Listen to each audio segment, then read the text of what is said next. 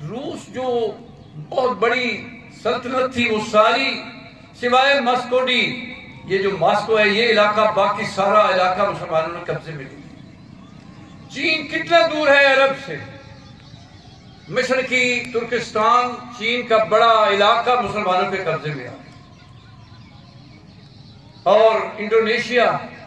For asset میں ہے، یہ مشرق بعید میں ہے، یہ علاقے سارے ملائیشیا مسلمانوں کے قبضے میں آ گئے۔ وجہ کیا ہے؟ ہم سب کے لیے قابل غور بات ہے، جو قرآن اترتا چلا گیا، جو اللہ کے نبی نے تعلیمات ہمیں دی، صحابہ کرام نے قرآن کے ان لفظوں پر عمل کیا، ان کے اندر یقین بھی تھا اور عمل بھی تھا۔ اس یقین، ایمان اور عمل کے نتیجے میں جو حدیث سنت میں ہے، وہ ان صحابہ کرام کی زندگیوں، ان کے وجود، ان کے چلنے پھرنے، سونے جاگنے، حکومت کے طریقوں، عدلیہ، اور گھر کے اندر جو میاں بیوی اور بچے ہیں،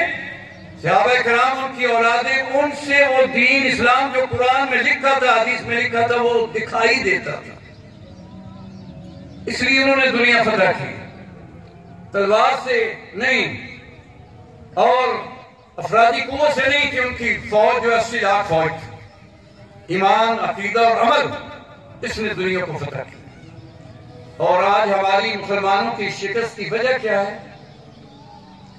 ہم یہ کہتے ہیں، یا ایھا الذین آمنوا کتب علیکم الصیام کما کتب علی الذین من قبلکم لعلکم تتقون۔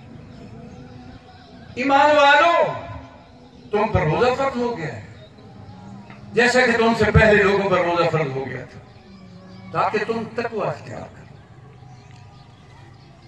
یہ جب قرآن نے کہا یا ایھا الذین آمنوا، تو اس سے مراد صحابہ کرام تھے۔ آج جب یہ قرآن ہمیں کہہ رہا ہے یا ایھا الذین آمنوا، تو مسلمانوں کی اکثریت جو ہے شرک اور اللہ کی نافرمانی میں مبتلا ہے۔ وہ لفظ جو ہے یا ایھا الذین آمنوا کا، وہ مسلمانوں پر 100% فٹ نہیں ہو رہا۔ قبروں کی پوجا، مزاروں کی پوجا، لوگوں سے مانگنا، اللہ کے علاوہ حاجت روا اور مشکل کشا ہزاروں بنانا، اللہ پھر مدد کرے گا صحابہ کی جیسے اللہ تعالیٰ نے مدد کی تھی۔ اس کے بعد ایمان، عقیدے، یقین کے بعد اگلا بڑا عمل جو مکہ ہی میں فرض ہو گیا تھا، نماز کا۔ آج کسی سے پوچھنے کی ضرورت نہیں، ہر کھلی آنکھ یہ جانتی ہے کہ مسلمانوں کی اکثریت بے نماز ہے۔ ایسے بے نماز اللہ کے باغی لوگوں کی اللہ مدد کرے گا جو اکیلے اللہ الہ العالمین کے سامنے جھکنے کی بجائے ہزاروں خداؤں کے سامنے جھک کے ان سے بھیک مانگ رہے ہیں۔ اللہ ان کی مدد نہیں کرے گا۔ صحابہ کی گھر کے اندر بھی اسلام تھا، نبی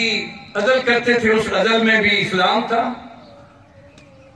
نبی سیاست کرتے تھے، اس میں بھی اسلام تھا۔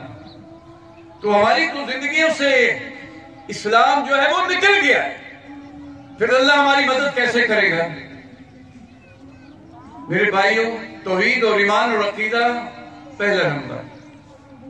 نماز کا قیام دوسرا نمبر، تیسرا پھر اللہ کہتا ہے کہ اب تمہارے لیے روزہ فرض کر دیا،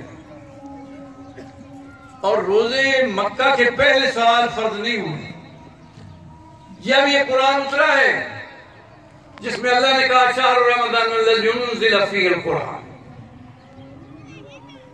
اور وہ آیتیں جو ہیں اقرأ بسم ربک الذی خلق کی آیتیں،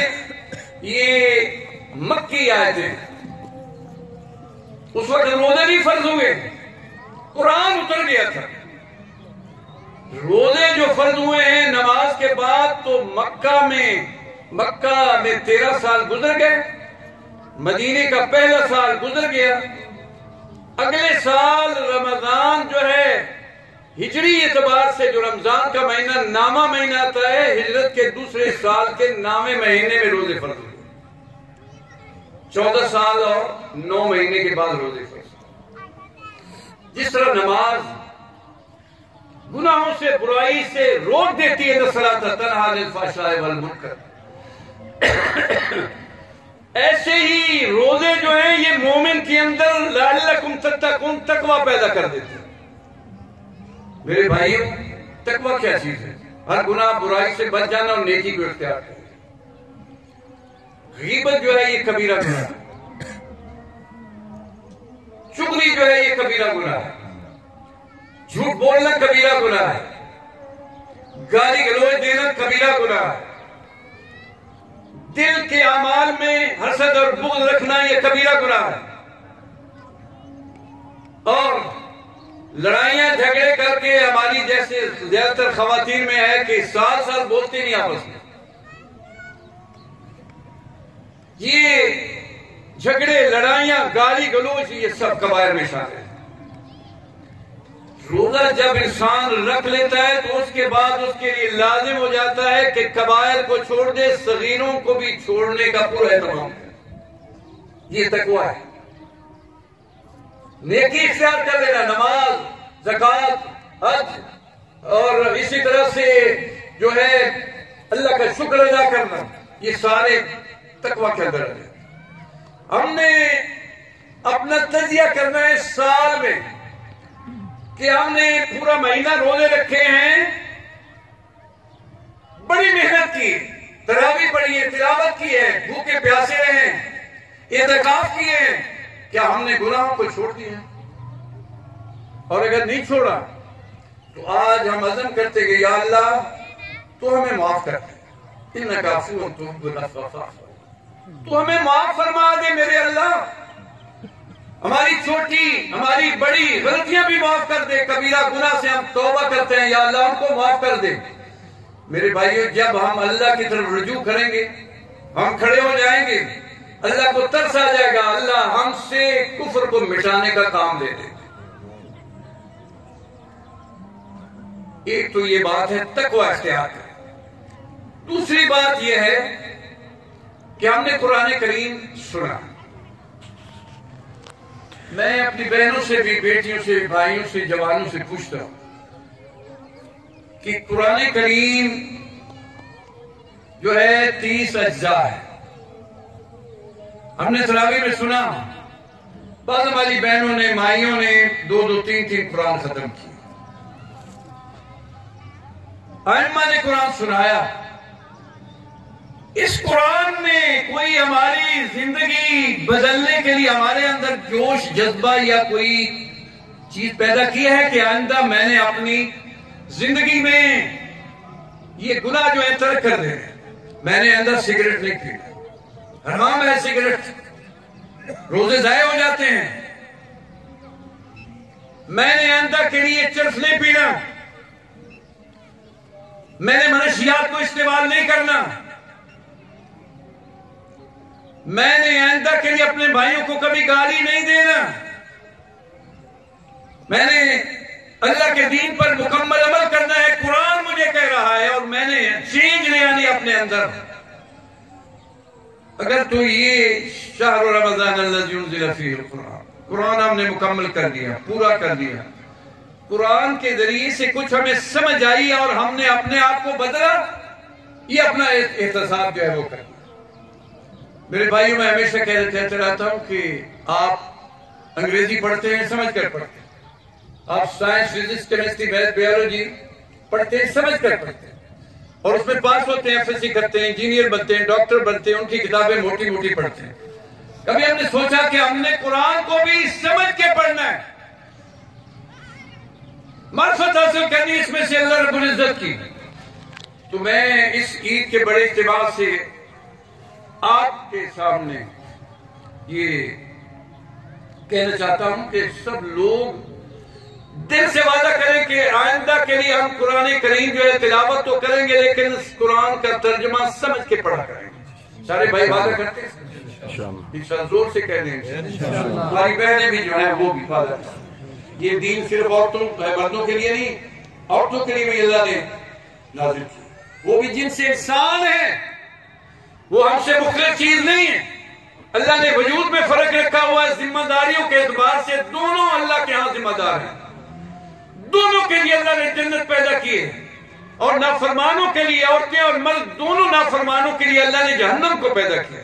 اللہ ہم سب کو جہنم سے محفوظ رکھے اللہ ہمارے روزے جو ہے وہ قبول فرمائے میرے بھائی تیسری بات اس رمضان میں اللہ سے ٹوٹے ہوئے تعلق کو جوڑنے کی اللہ نے کی کہ ہمارے دل سے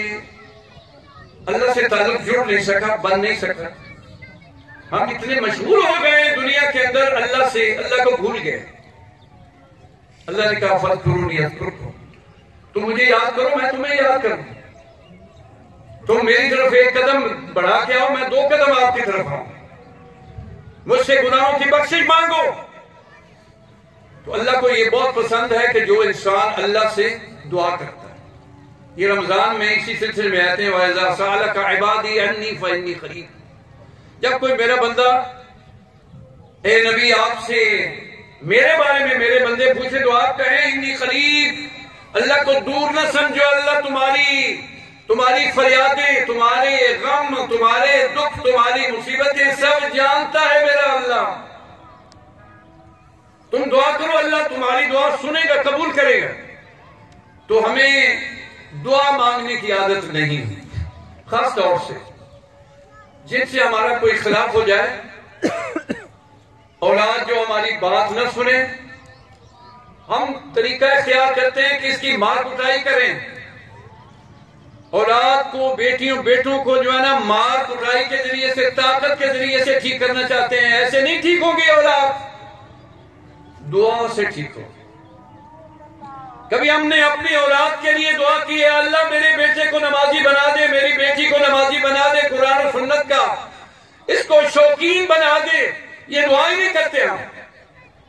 ہم اپنے آپ کو بڑا طاقتور سمجھتے اس لیے ان چھوٹوں کے بارے میں جنہیں ابھی شعور نہیں ہے گناہ برائی کا ان کو ہٹانے کے لیے دعا نہیں کرتے اور جن سے ناراضگی ہے ان کے بارے میں برے الفاظ کہتے ہیں میرے بھائی ان کے لیے بھی دعا کرو یا اللہ میرے اس بھائی کو ہدایت دے دو یہ نبیوں کا طریقہ ہے اور جو دل میں دشمنی اور حسد اور بغض رکھنا ہے یہ جہالت کا طریقہ کار ہے اللہ کے نبی صلی اللہ علیہ وسلم نے کبھی کسی سے ذاتی انتقام نہیں لیا لیکن ہم ہر وقت تلے ہی رہتے ہیں کہ میں نے یہ اس کو ٹھیک کر دینا ہے میں نے اس کو ایسے کر دینا ہے کمال ہے بھائی ہم تو نبی کے پیروکار ہیں اور اپنی زندگیاں اور سوچ اور فکر ہماری اس قسم کی اس لیے الدعاء مخ العبادۃ دعا عبادت کا مغز ہے الدعاء هو العبادۃ دعا ہی تو عبادت ہے اللہ سے مانگنا ہی تو بندگی ہے کہ بندہ تسلیم کرتا ہے کہ میں کمزور ہوں کچھ نہیں کر سکتا میں قرض میں پھنسا ہوا ہوں میرا قرض کیسے اترے گا میں